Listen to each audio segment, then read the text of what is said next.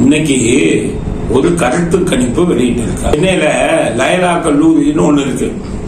அதில் இருந்த முன்னாள் மாணவர்கள் ஏற்கனவே படிச்சவங்க, அவங்க ரொம்ப நாளா லயலா கல்லூரி மாணவர்கள் கருத்து கணிப்பு அப்படின்னு போடுவாங்க. அது பாத்தீங்கன்னா எல்லாம் நம்புவாங்க. காலப்போக்கில் என்ன ஆயிடுச்சு, அந்த கணிப்பு எல்லாம் பொய்யாச்சு. அதுக்கப்புறம் நம்ம அரசியல்வாதி தான் ஒழுங்கா இருக்கிறவனை விட மாட்டாங்க. எங்கெங்க நியாய தர்மத்தோட இருக்கானா இங்க உள்ள போய் இவங்க எடுத்து குட்டிச்சவராக்கி அவங்களையும் எடுத்து விட்டுருவான். பணத்தை கொடுக்குற மாத்தி சொல்லும், பொய்ய சொல்லும், அவங்களுக்கு இருக்கிற பேரும் போயிடும். அப்படிதான் லயலா கல்லூரி அந்த கருத்து கணிப்பு போச்சு. ஆரம்ப கட்டத்துல சரியாக இருந்தது, போக போக மோசமாயிடுச்சு. ஒரு மாசத்துக்கு முன்னாடி அந்த லயலா கல்லூரி பழைய மாணவர்கள் தேர்தலை பத்தி கருத்து கணிப்பு போட்டாங்க. அது என்ன சொன்னாங்க, ஸ்டாலின் தான் அடுத்த முதல்வர், ஸ்டாலினுக்கு தான் மக்கள் ஆதரவு, திமுகவுக்கு பெருமையான ஆதரவு அப்படின்னு போட்டாங்க. அப்பவே நான் சொன்னேன், எல்லாம் நம்பாதீங்க, இது அரசியல்வாதிகள் பணம் கொடுத்து போடுறது, இவங்க கருத்து கணிப்பத்தை எனக்கு தெரியும்னு சொன்னேன். ஏன்னா அது தன் நடத்துபவர் திருநாவுக்கரசுங்கிறவரு எனக்கு நண்பர், அதனால எனக்கு தெரியும் இந்த கருத்து கணிப்புகள்லாம் எப்படி இதாகுது. அதன் அடிப்படையில் சொன்னேன். அதனால இப்ப ஒரு மாசத்துக்கு முன்னாடி ஸ்டாலின் தான் முதல்வர் சொன்னாங்க, ஒரு மாசத்துக்கு முன்னாடி திமுகவுக்கு தான் மக்கள் மத்தியில் செல்வாக்கு இருக்குன்னாங்க. ஒரு மாசத்துக்குள்ள இன்னொரு கருத்து கணிப்பு நடத்தி, இன்னொரு கருத்து கணிப்பு நடத்த சொன்னது யாரு? மாசம் மாசம் கருத்து கணிப்பு நடத்துவீங்களா, வார வாரம் கருத்து கணிப்பு நடத்துவீங்களா? எதுக்காக நடத்துறீங்க ஒரு மாசத்துக்குள்ள? இன்னைக்கு என்ன சொல்லியிருக்காங்கன்னா, விஜய்க்கு தான் ஆதரவு அதிகம், விஜய் முதலிடத்தில் இருக்கிறார், ஸ்டாலின் 2வது இடத்துல போயிட்டாரு. அடுத்த முதல்வர் யார் என்று பார்க்கிற போது இது சர்வேல மிகப்பெரிய சவாலான கலாய்வுல விஷயம்னா, வருகிற 2000 சட்டமன்ற தேர்தலில் யார் அடுத்த முதல்வர் ஆவார் என்பது குறித்த எதிர்பார்ப்பு நாடு முழுவதும் அதிகரித்து வரும் நிலையில் கட்சியின் இடையிலான கூட்டணி பேச்சுவார்த்தையும் இப்போது இந்த இறுதி நிலையை எட்டிய நிலையில் 2026 முதல்வராக யாருக்கு வாய்ப்பு அதிகமாக உள்ளது என்பது குறித்து தமிழக வாக்காளர்களிடம் கலாய்வு மேற்கொள்ளப்பட்ட போது முதல்வராக அதிக வாய்ப்புள்ள தலைவர்கள் முதல் 5 இடங்களை பிடிக்கும் பட்டியலை வடிவமைக்கிற போது இந்த இடத்துல பெரிய கன்ஃபியூஷன் இருக்கு. அரசியல் ரீதியாக கட்டமைப்பு ரீதியாக ஸ்டாலின் சொல்லப்பட்டாலும் முதல் இடத்தில் அதிகமாக மக்கள் சொல்லுகின்ற வகையில் பார்க்கும்போது விஜய் அவர்களே சொல்லப்படுறாங்க. அது ஆச்சரியமா இருக்கு. ஆய்வுகள் எடுக்கிற போது பெயர் வந்து பாத்தீங்கன்னா எளிதளவுல கிராம ஊர்களில் ரீச் ஆயிருக்கு. அதுதான் பெரிய விஷயமா இருக்கு. ஸ்டாலின் அவர்களை வந்து ஆட்சியில் இருக்காங்க, எடப்பாடி இருக்காங்க, இவங்களை விட பார்க்கிறப்போ ஒப்பிட்டு பார்க்கிற போது கருத்திலாக மக்கள் சொல்வது வந்து பார்த்தீங்கன்னா அதிகமா வந்து விஜய் தான் அதிகமாக சொல்லப்படுறாங்க. அதனால அந்த 2 பேருமே முதலிடத்தில் இருக்காங்கன்னு எடுத்துக்கொள்ளலாம். கட்சி அப்படின்னு பாத்தீங்கன்னா, அதாவது கட்சின்னு பாத்தீங்கன்னா தாவேகா ஃபர்ஸ்ட் தான், திமுக செகண்ட் தான். ஆனா அதே சமயத்துல முதல்வர் வாய்ப்பு யாருன்னா ஸ்டாலினுக்கு 24% தான், விஜய்க்கு நெருக்கி 23.something அப்படின்லாம் சொல்றாங்க. 2 ஆய்வுல திரு ஸ்டாலின் சொன்னாங்க. இப்ப வந்து இந்த 3 ஆய்வுலையும் ஒப்பிட்டு பார்க்கிற போது விஜய் அவர்களை 40 வயசு உட்பட்ட அந்த ஒரு டேட்டா ஒன்று சொல்ற பாருங்க. மொத்தம் வந்து இந்த 40 வயசுக்குள்ள பாத்தீங்கன்னா 39.73% வாக்குகள் பார்லிமெண்ட்ல போலிங் ஆயிருக்கு. அதுல வந்து 2,40,91,482 பேர் பார்லிமெண்ட்ல போல செய்யப்பட்டிருக்காங்க. இதுல ஏஜ் வாரியா பாக்குறப்ப 40 ல இருந்து 49, 50 ல இருந்து 59 பாத்தீங்கன்னா இதுல வந்து கிட்டத்தட்ட பாத்தீங்கன்னா 40% பேர் இருக்காங்க. இவங்க தான் இந்த 50 வயசுக்குள்ளவங்க தான் வர தேர்தல முக்கியமா இருக்காங்கன்னு சொல்லப்படுறாங்க. இன்னைக்கு ஒரு மாசத்துல போட்டு எல்லாத்தையும் போட்டாங்க, பெரிய டிவி சேனல் போட்டு. நம்முடைய வேலையே என்ன தெரியுமா, எவன் இந்த அரசியல்வாதி வந்து தில்லுமுள்ளு பண்றாங்களோ அதை உரிச்சு மக்களுக்கு காமிக்கணும். இதுக்கு தான் பண்றான் ஒருத்தனும். யார் யோகியா, யார் அயோக்கியம், யாரு வந்து மக்களை முட்டாளாக்கலாம், இதெல்லாம் நீங்க தெரிஞ்சு ஒரு லெவல்ல கொஞ்ச நாள்ல நீங்க எல்லாம் அறிவாளி ஆயிருவீங்க, அரசியல்வாதி கூட முட்டாளாயிருவான். அப்படி கொண்டு வந்த ஒரு நிலைமையை, அதுதான் என்னுடைய போய் புத்தலாட்டம் பண்ணிட்டு இருக்கிற அரசியல்வாதியின் முகத்திலேயே கிழித்து நடக்கும் உண்மை என்ன, எப்படி நாட்டு மக்களை ஏமாத்தலாம்னு சொல்றதுக்காகத்தான் இந்த அரசியல் ஆடுகளம். இப்ப இதுல என்ன மோசடி நடந்திருக்குன்னு சொல்றேன், அது கேளுங்க. அதாவது சில நாட்களா என்டிஏ கூட்டணியில விஜய் சார் போறாரு அப்படின்னு ஒரு செய்தி வந்தது. ஆந்திராவின் துணை முதல்வர் பவன் கல்யாணம், அவரு சினிமா நடிகர், அவரு விஜய்கிட்ட பேசி இதெல்லாம் பண்றாருன்னு ஒரு வதந்தி வந்தது. அப்புறம் மறுத்தாங்க. இப்ப அவர் நேற்று என்ன பண்ணாரு, விஜய் மாவட்ட செயலாளர்கள் எல்லாம் கூப்பிட்டார். மாவட்ட செயலாளர் கூப்பிட்டு கூட்டணி வைக்கணுமா வேணாமான்னு கருத்து கேட்டார். 120 மாவட்ட செயலாளர்கள் கலந்துக்கிட்டாங்க. 80 பேரை கூட்டணி வைக்கலாம்னு சொல்லிட்டாங்க அப்படின்னு ஒரு செய்தி வந்தது. இதுக்கு இடையில 80 பேர் கூட்டணி வைக்க சொல்லிட்டாங்களே, அப்படின்னா என்டிஏவோட போய் விஜய் சேர்ந்துருவாரா அப்படின்னு பயந்தது யாரு? நம்மால் ஸ்டாலின் அரண்டுட்டார். என்னடா விஜய் கூட்டத்திலேயே 120க்கு 80 எம்எல்ஏ மாவட்ட செயலாளர் கூட்டணி வைக்கலாம்னு சொல்லிட்டாங்களே, விஜய் போய் என்டிஏவோட கூட்டணி சேர்ந்தா என்ன ஆகும்? நம்ம பெரிய முட்டை வாங்கிடுவோமே, குளத்தூர்லயே நம்ம தோத்து போயிடுவோமே, பையனும் தோத்து போயிடுவானே, பெரிய பெரிய முதலைகள்னு சொல்லக்கூடிய KN எல்லாமே தோத்து போயிடுவாங்கல்ல அப்படின்னு சொல்லி ஸ்டாலின் போட்ட சதி திட்டம் என்ன தெரியுமா? விஜய இதாக்கும், மூளைச்சலவை செய்யும். விஜய் பாடு போய் என்டிஏ சேர்ந்த துணை முதல்வருக்கு போயிட்டான் போச்சேன்னு சொல்லி லைலா கல்லூரி மாணவர்களை அழைச்சு திருப்பி ஒரு கருத்துக்களை போட்டு இப்பதான் நேற்று தான் சொல்லியிருக்கேன்.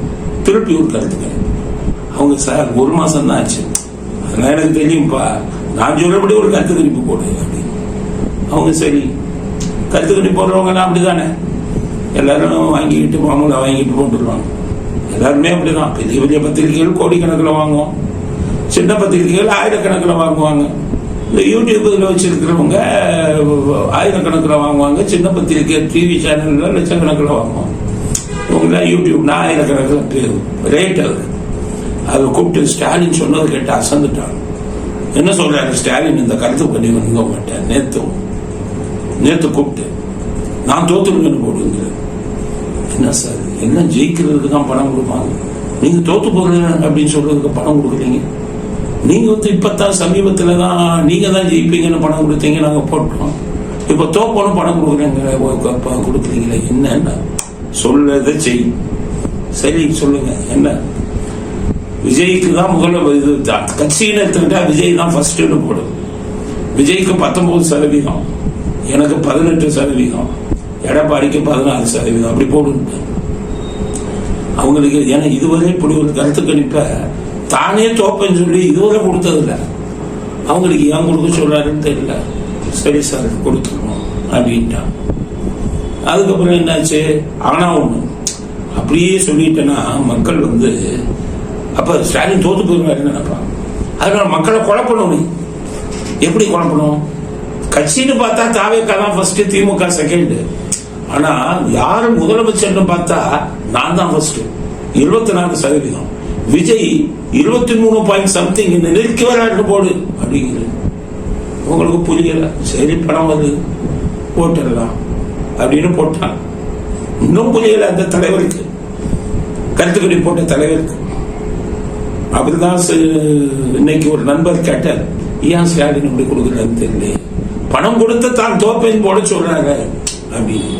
அப்பதான் நான் சொன்னேன், நம்ம அரசியல்வாதியை பத்தி உங்களுக்கு தெரியாத, எல்லா அறவங்க படிக்காதாரு, உங்களுக்கே மூளை இப்படி வேலை செஞ்சா நமக்கெல்லாம் இவ்வளவு வேலை செய்யும். கதையை கேட்டுக்கங்க. என்னன்னா விஜய் போய் என்டிஏ கூட்டணியில சேர போறாருங்கிற செய்தி வந்துருச்சு. ஆந்திரால இருந்து எல்லாம் மூவ் பண்றாங்க. ஸ்டாலினுக்கு பயம் வந்துருச்சு. விஜய் போய் என்டிஏவோட சேர்ந்துட்டாருன்னா நம்ம முட்டை வாங்கிடுவோமே, 234 தொகுதியிலும் ஜெயிச்சிருவாங்க. இதை நிறுத்துவதற்கு என்ன செய்யணும் அப்படின்னு பார்த்தாரு. அப்ப விஜய்க்கு தன்னம்பிக்கை உருவாக்கணும். ஒரு கருத்துக்களையும் போட்டு விஜய் தான் முதலமைச்சரா வரப்போறாரு, அவருக்கு தான் செல்வாக்கு அதிகம், ஸ்டாலினோட செல்வாக்கு அதிகம்னு போடு. அப்ப விஜய் என்ன நினைப்பாரு? கூட்டணி சேர்றதா இருந்தா கூட நம்மளே தான் ஜெயிக்க போறோம்னு கருத்துக்கணிப்பு வருது, நம்ம ஏன் என்டிஏல போய் கூட்டணி சேரணும் அப்படின்னு தப்பான முடிவு எடுப்பார் அப்படின்னு விஜயை முட்டாளாக்குவதற்காக, விஜயை ஏமாற்றுவதற்காக ஸ்டாலின் போட்ட கருத்து கணிப்பு தான் இந்த கருத்து கணிப்பு. புரிஞ்சுக்கணும். தானே தோற்பேன்னு போட்ட, உலகத்திலேயே கருத்து கணிப்பு போட்ட ஒரே ஆளு நம்முடைய முதலமைச்சர் ஸ்டாலின் தான். இதன் பின்னால மிகப்பெரிய சதி திட்டம். ஆனா அதே சமயத்துல இந்த கருத்து கணிப்பு போட்டால அவரு அண்ணாமலைக்கு ரொம்ப வேண்டியது எனக்கு நல்லா தெரியும். அவங்களுக்குள்ள டீலிங் எல்லாம் இருக்கு, அதுவும் எனக்கு நல்லா தெரியும். அதை நான் சொல்ல வேண்டியதில்லை. அது அது தனி கதை, பெரிய ட்ராக் வரும். எல்லாம் மோசடி, எல்லாம் பொய்யானது, இதெல்லாம் போடுறதில்ல. அது ஒரு தனி ட்ராக், ஸ்டாலின் ட்ராக். இப்படி மாதிரி அண்ணாமலை ட்ராக் ஒண்ணு. அதுல அவங்க அண்ணாமலைக்கு நெருங்கியவர். அவங்களுக்குள்ள வரவு செலவு எல்லாம் இருக்கு, வரவு செலவு கணக்கு இதெல்லாம். அதுல வந்துகிட்டு அண்ணாமலைகிட்ட இருந்து சில வரவு செலவு கணக்கெல்லாம் அவருக்கு போகல. அது எனக்கே அது வந்தது. நான் எல்லாம் புத்திமதி சொல்லி அனுப்புனேன். கருத்து கணிப்புங்கிறது ஒரு பெரிய இதுங்க. ஆயுதங்க. பொதுமக்கள் பாவம், நீங்க சொல்றது உண்மை நம்புறாங்க. அவனை போய் முட்டாளாக்குனீங்கன்னா அதை விட நம்பிக்கை துரோகம் இல்லை. ஒரு மீடியா வச்சிருக்கீங்க, ஊடகத்தை, உண்மையை சொல்லணுங்க. உங்களை நம்பித்தானே நீங்க சொன்னது நடக்கும்னு நினைக்கிறான். அவனை முட்டாளாக்கி அவனை மனசை மாத்தி ஓட்டு போட வைக்கணும்னு இப்படி எல்லாம் கேவலமான வேலை பண்ணக்கூடாது அப்படின்னு சொல்லி, இப்ப இந்த கருத்து கணிப்பிலே அவர் அண்ணாமலையை தூக்கினார். அண்ணாமலை முதலமைச்சர் ஆகிறதுக்கு ஆதரவு இத்தனை சென்டர் தான். கருத்து கணிப்பு போட்டதே என்டிஏ கூட்டணியா டிஎம்கே கூட்டணியா இவங்களா மற்றவங்களா அப்படிங்கிறது தான் கருத்து கூட்டணி. ஆனா இவர் என்ன பண்றாருன்னு கேட்டு, விஜயா திமுகவா இல்ல என்டிஏ கூட்டணியா? இதுதானே கருத்து கணிப்பு. இதைத்தானே கேட்டீங்க. அண்ணாமலை இங்கிருந்து உள்ள வந்தாரு. அண்ணாமலைக்கு 3% இருக்கு, 4% இருக்குன்னு ஏன் சொல்றாருன்னா, கலெக்ஷன் வரல. என்கிட்டயே வந்தது இந்த பஞ்சாயத்து கலெக்ஷன் வரல. சரி, இதையாச்சும் திருப்பி அவர் பாராட்டி போட்டா கலெக்ஷன் வந்துடும் அப்படிங்கிறதுக்காக, பழைய பாக்கி வசூலாகுங்கிறதுக்காக அவர் போட்டிருக்காரு. அதனால நம்ம தமிழ்நாட்டு மக்கள் நல்லா புரிஞ்சுங்க. நான் சொல்றது அத்தனையும் உண்மை. ஸ்டாலின்ல இருந்து அண்ணாமலை வரை நான் சொல்றது அத்தனையும் உண்மை. அது இதுல வந்துட்டு ஸ்டாலினுக்கு தான் இதுல பங்கு. அதாவது எங்கிட்டும் சில பேர் போய் என்டிஏ பக்கம் சேர்ந்து வரோம் விஜய்ங்கிறதுக்காக விஜயை ஏமாத்தணும். அதனால நீங்க தான் ஜெயிப்பீங்க, ஸ்டாலின் பின்னாடி போறாருன்னு முட்டாளாக்குங்க. அதான் என்டிஏ கூட்டணிக்கு அவர் போக மாட்டாரு அப்படிங்கிறதுக்காகத்தான் இந்த கருத்து கணிப்பை உருவாக்கியிருக்காங்க அப்படிங்கிறத முதல் புரிஞ்சுக்காங்க. இது அப்பப்ப இந்த மாதிரி கண்ணி வெடி வைப்பாங்க. அப்பப்ப நான் சொல்லியிருந்தேன், இவங்களே கூட யோசிச்சா நமக்கு என்ன ஆகும். ஸ்டாலின் வந்து என்னோட வயசு 4 வயசு மூத்தவர். ஆனா 4 வயசு மூத்தவர்களாலுமே அவருக்கு அரசியலே தெரியாது. வைகோ சொன்னபடி ஒரு நகர செயலாளருக்கு தெரியாது, அவருக்கு தெரியாது. காரணம், அரசியல் அவர் பெருசா ஈடுபாடு காட்டல. நாங்களாம் சின்ன வயசுல இருந்து ஈடுபாடு காட்டினோம். இவர் பாத்தீங்கன்னா அப்படி இதான் ஜாலியா வந்துட்டு போவார். மேயரா வர துணை முதல்வர் வர அரசியல் ஜாலி. அவருக்கு பழைய கதை எல்லாம் தெரியாது. ஆனா கருணாநிதி என்னென்ன பண்ணுவாருன்னு எனக்கு தெரியும். அந்த ஆயுதத்தை இவர் எப்படி யூஸ் பண்ணுவாருன்னு எனக்கு தெரியும். அதனால கருத்து கணிப்புங்கிற பேர்ல உங்களை முட்டாளாக்குவதற்காக, விஜய் போன்றவர்களை ஏமாற்றுவதற்காக இதை பண்றாங்க. அதனால விஜய் வந்து எந்த முடிவாக இருந்தாலும் நீங்க தனியா எடுங்க, சுதந்திரமா எடுங்க. என்டிஏ கூட்டணியில் சேரணுமா சேருங்க, நான் எதிர்க்கிறேன். எங்களுக்கு பொறுத்தவரை திமுகவை க்ளோஸ். என்னுடைய லட்சியம் என்ன தெரியுமா? திமுகவை பதவியில் இருந்து தூக்கி, இவர்கள் அனைவரும் கொள்ளையடித்த லட்சக்கணக்கான கோடி பணத்தை மந்திரிங்க, கட்சிக்காரன் எல்லாம் மணல் கொள்ளை அடிச்சவன், இது பண்ணவன், மலையை குறைஞ்சவன், எல்லா பணத்தையும் திமுக காரர்களிடம் வசூலித்து நமது தமிழ்நாட்டின் கடனை அடைக்கணும். குறிப்பா கோபாலபுரத்து குடும்பத்துக்கு உலகம் பூரா எவ்வளவு முதலீடுகள் இருக்கிறதோ அத்தனை இது பண்ண மக்களின் வரிப்பணத்தை கொள்ளையடித்த அந்த பணத்தை தான் திருப்பி வாங்கி தமிழ்நாட்டின் ஒட்டுமொத்த கடனை அடைக்கணும். இதை யார் செய்யறாங்களோ அவங்களுக்கு நம்ம ஆதரவு நீடும். அதனால விஜய் வந்து என்டிஏவோட கூட்டணி சேர்ந்து இருந்தீங்கன்னா நல்லது, 0 வாய்க்கலாம். அதனால நல்ல முடிவு எடுங்க, ஒண்ணு சேருங்க, இல்லைன்னா தனியாக நின்று வலுவாக விடுங்க. இதுக்கிடையில விஜய் இதை பத்தி நான் ஏற்கனவே சொன்னேன். விஜய்க்கு மக்கள் செல்வாக்கு இருக்கு. ஆனா இங்க நடக்கிற ஆர்கனைசேஷன், அங்கே நடக்கிற இது நடைமுறைகள் எதுவும் சரியா இல்லை. உதாரணத்துக்கு கட்சிக்கு கூட்டணிக்கு வந்து கெஞ்சினான், அதை சரியாக பேசி அந்த கூட்டணியை முடிக்க அங்கே ஆளு பெரிய ஆளுங்கெல்லாம் வந்து கட்சியில சேர்றான். ஆனா அங்கே வந்து சேர்த்துக்கிறதுக்கு சரியான ஆட்கள் இல்லை. நேற்று தான் விஜய் வந்து கோவிச்சார், ஆக வச்சுட்டார். என்ன கூட்டணி இதெல்லாம் அப்படி பண்ணி வச்சிருக்கீங்க, பேசிய போ முடிச்சிருக்கிறாங்க, பெரிய ஆளுகள் எல்லாம் கட்சியில சேர்ந்து இருக்கிறாங்க. ஓபிஎஸ்ஏ வந்து கெஞ்சினார், செங்கோட்டையன் சொன்னார், அண்ணே வாங்க, நான் ஒன்னே நம்ப முடியாதுப்பா, விஜயை பேச சொல்லு, பேசல போயிட்டார். பட்லூடி ராமச்சந்திரன் கெஞ்சினார் செங்கோட்டையன் என்ன ஐடியா கொடுக்குறாரு, அண்ணே ஒரு கட்சி ஆரம்பிங்க, நான் சீட் வாங்கி தரேன், நடுவது சாத்தியம். உடனே இவர் சொன்னாரு, அவர் ஒரு கட்சி, அந்த புகழேந்தின்னு சொல்லி பெங்களூர், அவர் ஒரு கட்சி, எல்லாம் வந்து இந்த செங்கோட்டையன் நான் விஜய்கிட்ட சேர்த்து விடுறேன் அப்படி. ஆனா செங்கோட்டையனாலே விஜய்கிட்ட பத்தி பேச முடியல. நேற்று தான் விஜய் கடிந்து கொண்டாராம். யாரு? ஆதவர்ஜுன ஆரம்பத்தில இருந்து சொல்லிட்டேன், அவர் ஒரு ஸ்லீப்பர் செல், திமுகவின் ஸ்லீப்பர் செல். முதலில் அவர் திமுக தான் இருந்தார். சபரீசன் அவர்களுடைய கம்பெனியில வேலை பார்த்தவர் செல்வரே. ஆதவர்ஜுன் அவன் மாமனார் மார்ட்டின் மிகப்பெரிய கோடீஸ்வரர். அவர்கிட்ட கோடிக்கணக்கான பணத்தை வாங்கி அரசியல்ல வளரலாம் வந்தவர். அவர் முதல்ல இருந்தது சபரீசன் டிஎம் கேட்ட போன எம்பி தேர்தல் எம்எல்ஏ இதெல்லாம் அங்கதான் இருந்தார். அதுக்கப்புறம் திருமாவளவனுக்கு வந்தார். இன்றும் திருமாவளவன் அடிக்கடி பேசிக் கொண்டிருக்கிறார் ஆதவர்ஜுன். அதனால ஆதவர்ஜுன் ஸ்லீப்பர் செல் விஜய் பார்த்துருங்க, நம்பிக்கையான வைங்கன்னு சொன்னேன். நான் சொல்லி ஒரு 2-3 மாசம் இன்னைக்கு ஆதவர்ஜனுடைய மைத்துனர், அதாவது நாட்டில் அதிபர் மார்ட்டினுடைய மகன் ஜோ சார்லஸ் இருக்காரு. அவர் தான் மகன். அவர் ஒரு கட்சி ஆரம்பிச்சு பாண்டிச்சேரியில மட்டும் போட்டி போட போறாரு. அவர் இன்னைக்கு என்ன அறிக்கை விட்டிருக்காரு? தன்னுடைய மைத்துனர் ஆதவர்ஜுனை நம்பக்கூடாது, அவர் நம்பக்கூடிய நம்ப தகுந்த நபர் அல்ல, அவர் திமுகவின் ஸ்லீப்பர் செல்னு 2 மாசத்துக்கு முன்னாடி நான் சொன்னதை சொல்லியிருக்காரு. அதனாலதான் சொல்றேன், ஆதவர்ஜுன் ஒழுங்காக கூட்டணியை வடிவமைக்கல. காங்கிரஸ் கெஞ்சி கொண்டிருந்தாங்க, கூப்பிட்டா வந்திருப்பாங்க. இப்பவும் சொல்றேன், கம்யூனிஸ்டுகள் அதிருப்தியில் இருக்கிறார்கள்.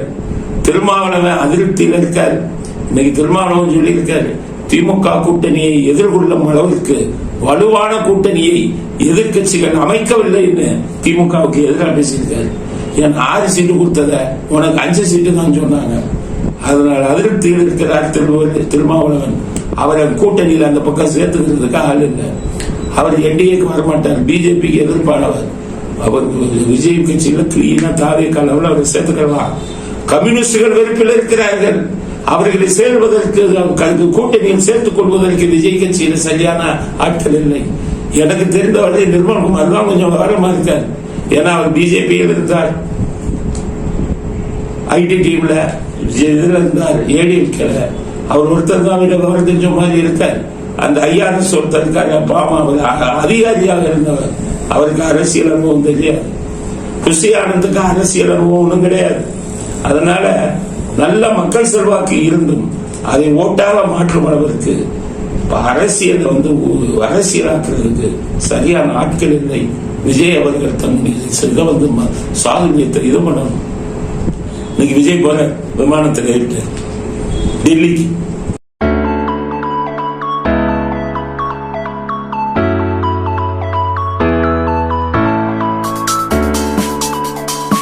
நாளைக்கு விசாரணை 15 நாளைக்கு.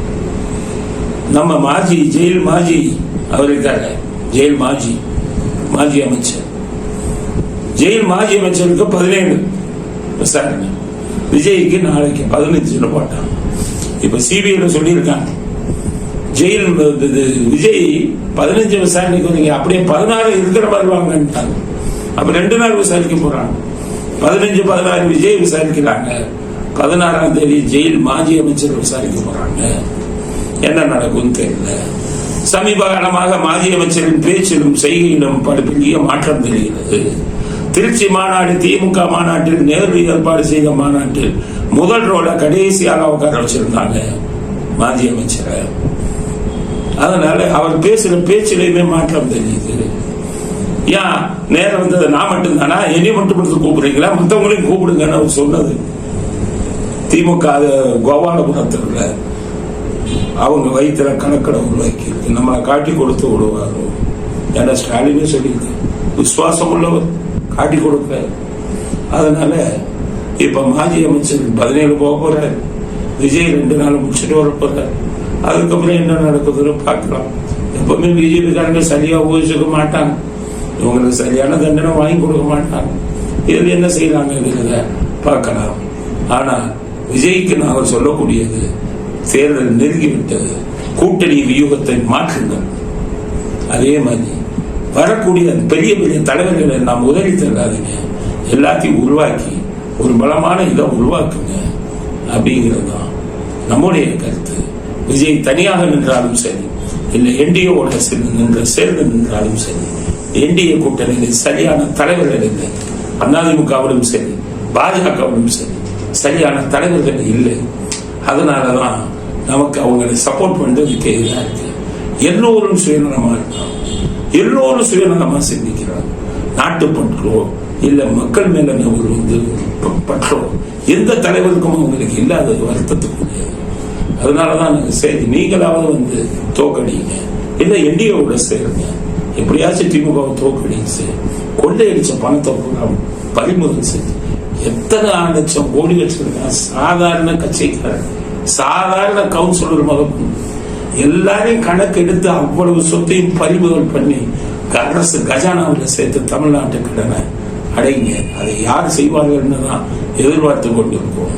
அதனால் எதிர்கட்சியின் செயல்பாடுகளில் சுணக்கம் அதிகமாக காணப்படுகிறது. அதனால உடனடியாக செயல்படுங்கள் அப்படிங்கிறது அடுத்த கட்ட கருத்து.